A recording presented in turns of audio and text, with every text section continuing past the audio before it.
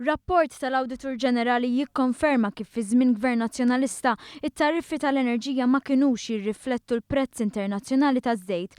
L-Awditur Ġenerali ppreżenta dan ir-rapport dwar il-kontijiet tad-dawl lill-Kumitat tal-Kontijiet Pubbliċi tal-Parlament. Jirriżulta li bejn Marzu 2008 u Marzu 2013 meta l-prezz internazzjonali taż-żejt żdied b'4%, f'Malta l-kontijiet tad-dawl żdiedu b'71%. Dan ifisser li l-prezz tal-elettriku żdied 17-il darba aktar mill-prezz internazzjonali.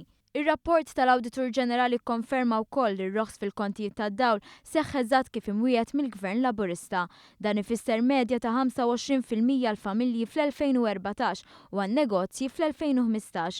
Dan ir-roħs se iħalli 80 miljun euro fis-sena fil-bwiet tal-familji u n-negozji.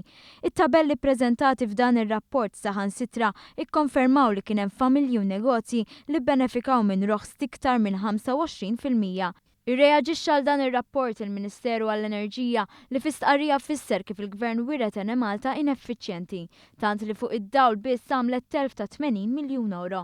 Fakkar minn Eni Malta b'840 miljun euro dejn, il-Gvern irnexxielu jġib il-kumpanija lura fuq saqajja u issa skont il-Eurostat Malta għandha t-tielet l-orħos tariffi fost il-pajjiżi tal-Unjoni Ewropea. L-istqarrija komplet tgħid li issa l-qalba għall-gass li qed jimplementa l-Gvern se twassal biex Malta ikollha pjan ta' enerġija iktar nadifa u sostenibbli u b'hekk tkun twettqet weda oħra tal-Gvern.